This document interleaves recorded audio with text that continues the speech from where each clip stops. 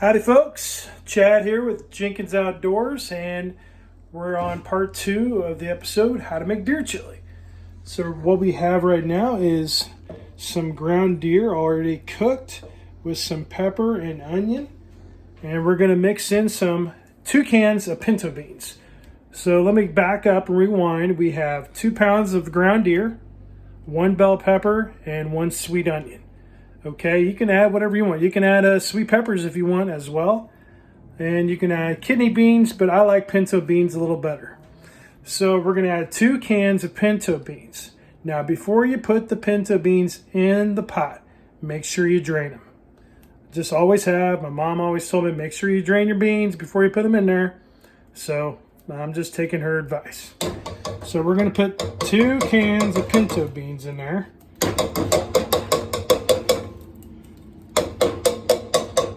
They're not wanting to come out very good.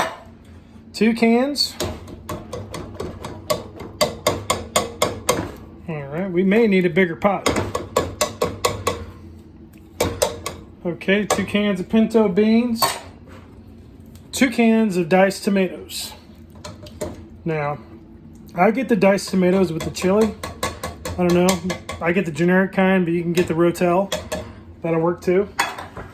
So we're going to put 2 cans of that in there. Now, here's the kicker. Now, I like using half of a bottle of V8 juice or tomato juice. Well, went to the dollar store, and guess what? They don't have any. But they did have a little 6-pack of V8. So we're going to throw all 6 cans of the V8 juice in here. And there's 1. 2. Now this might not be enough juice, so if you want, you can add a can of tomato paste and a little bit of water. Now, why the tomato paste? Well, the tomato paste is basically concentrated tomato, and I learned that from my mom. She used to make spaghetti sauce. Now, we canned her own tomatoes, but she always added a can of tomato paste in with her tomatoes. So anyway, yeah, we're running out of room, folks, but it's going to be okay because we're almost down to the last can.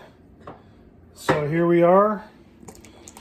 So it's looking good. So we're going to give her a couple stirs, see what she looks like. Let's see what the consistency is. Well, I say it looks pretty good. Now, what makes chili taste like chili is the chili powder. So it doesn't really matter what all you use. I always use chili powder in my chili because it ain't chili if you ain't got chili powder. And now a second ingredient that many don't use, now I do, is ground cumin.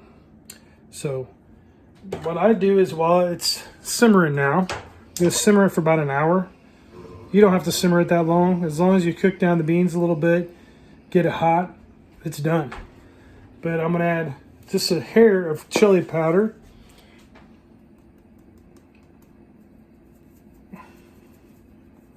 Just a hair. Maybe a little more. And then some cumin.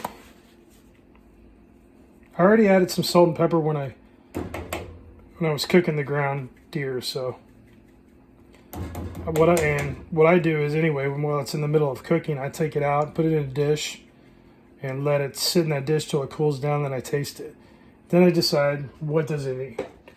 Now, I don't have no secret recipe, and I don't do measurements.